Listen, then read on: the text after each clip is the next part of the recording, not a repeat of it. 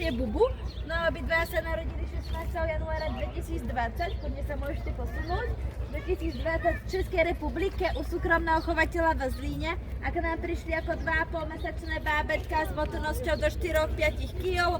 Aktuálne majú teda už 6 rokov a vážia zhruba do 300 kg. No ešte stále to nie sú plne dospelé medvede.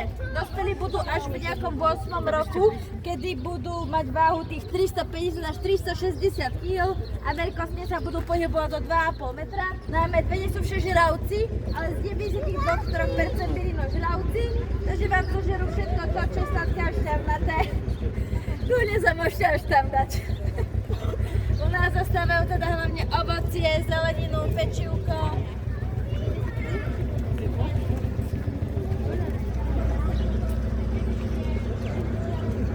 To dobre zo všetko.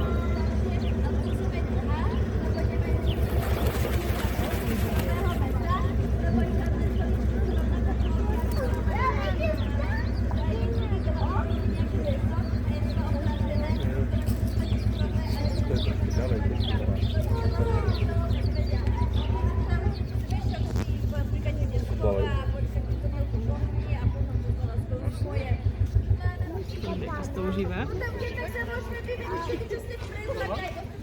Čo si videl všetko? No a čo sa týka vkusov, tak najlepšie vyvinutý je čuk a chrup, ale zrak volá dinosauri, také sa to volá dinosaurus, T-rex, T-rex, Tricero.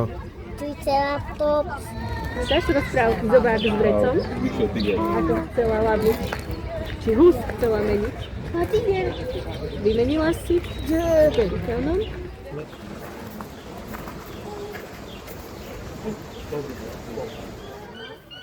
musím ísť druhý stranu.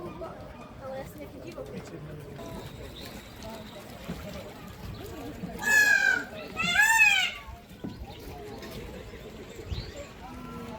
Leo, juchu.